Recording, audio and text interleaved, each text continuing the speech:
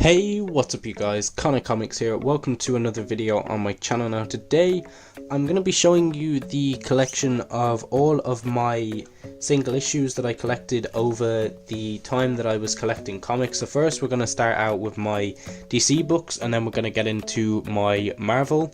So yeah, DC I started collecting around Rebirth, and then I did have some others that I got just because they had cool covers, and at the time this was like 2014, so I'd seen them and I thought they were cool, and then when I actually got it I then figured out that that was just a gimmick that was going on at the time. But yeah, the first ones that we have I'm going to show you are the Gimmick Comics that I was picking up. And the first one is the New 52 Futures End Wonder Woman. So it goes from Wonder Woman and then into God of War Wonder Woman, I believe that is. So yeah, I just got them because they were cool.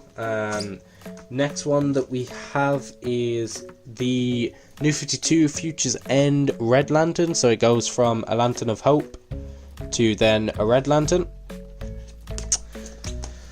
These books were mediocre, just more there because they had cool covers. You then have Green Lantern New Guardians, where it goes from Kyle Rayner being a one for seeming to explode. I thought it would go from green to white, but yeah, he explodes. Guess that's cool.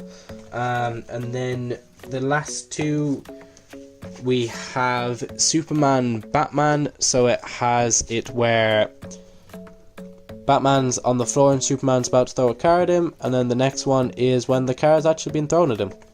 And they say Superman doesn't kill. Next you have Justice League, where it goes from, I believe that's like the Russian variant of them, and then it switches into the American, so you have like Lex Luthor, The Flash, etc. They were just more gimmick ones that when I was first getting into comics, those were the sort of ones that I went to, just because I was like, oh, these covers are cool. And yeah, then we get into a series that I have in 2 bags. So this was August 2015. This is the complete Justice League of America run by Hitch. So this has 9 issues. So you have issue 1 here. I've had to collect issues 1 to 4 in here, and then 5 to 9 in the other book, just because I ran out of these bags that I have them in. So as you can see, those are the 4 issues in there. I would take them out, but stress of that. This was mediocre. It was basically where the god Ra of Krypton comes down. I thought it was mediocre, and then here's issue 5. So this will have issue 5 to 9. This is a Martian Manhunter, so Rage of the Martian Manhunter. I enjoyed this issue. The rest of the run I thought was mediocre, but that's because it wasn't actually written by Hinch. But yeah, I thought it was okay at the time, nothing too spectacular. So yeah, that is the Justice League of America by Hitch. Then we have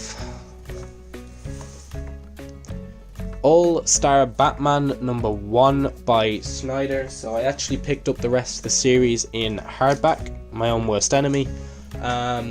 But yeah, at the time I was going to continue this series, but each time it was coming in at €5, and saying that the rest were coming in at €3. I could have got 3 for the sort of price of just adding an extra euro on top, so I didn't really continue on because it was coming in very expensive each month. Then we get into the Flash. So we have Flash Rebirth #1. Then Flash Rebirth, the actual #1. So on the front cover there you have Iris West, Wally West and Captain Cold, Flash himself, and there is Godspeed. Issue 2 on the front has the character of August, who is also a speedster. This storyline basically involves around sort of similar to the end of one of the Flash finales, where there's basically a Speed Force cloud comes over, but in this it causes a bunch of other speedsters to come out. You then have number 3, and then the rest aren't actually in bags and boards, so that's why we're going to get them out the way quickly. We have number 4. Love that cover looks sick. We then have number 5, which is Barry's Day Off. number 7, which had the introduction of Godspeed. That cover is awesome, just the amount of detail and just the force that you get through it. So awesome, love the character of Godspeed. Then number 8, or number 6, never mind, I had them in the wrong order, that's my mistake. Call Him Death, Call Him Godspeed. So that was the issue where Godspeed actually came into view. You then have the Flash introducing the Kid Flash number 8 and who is the fastest man alive. Then have this volume issue that I sort of enjoyed. It was sort of like a filler in between until the next story comes out, but I really enjoyed this. It's basically a story like a rift on the original story of The Flash of Two Worlds, but this has the original Wally West and the new Wally West, and them just basically having a conversation and saying, listen, if the Flash ever races you,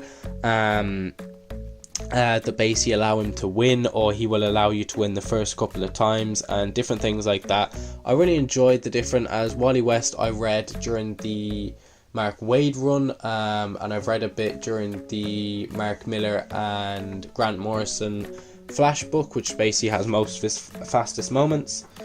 You then have The Speed of Darkness, so that's number 10, and The Speed of Darkness once again number 11, and then that's where my Flash stories come to an end, and that's when I stopped collecting it. But then I did actually continue collecting the run in these, if I can get them out, in the oversized hardcovers. So I didn't finish up on that series, I did actually continue collecting it, but I just prefer collecting it in collected editions, so I'm not having to wait each month.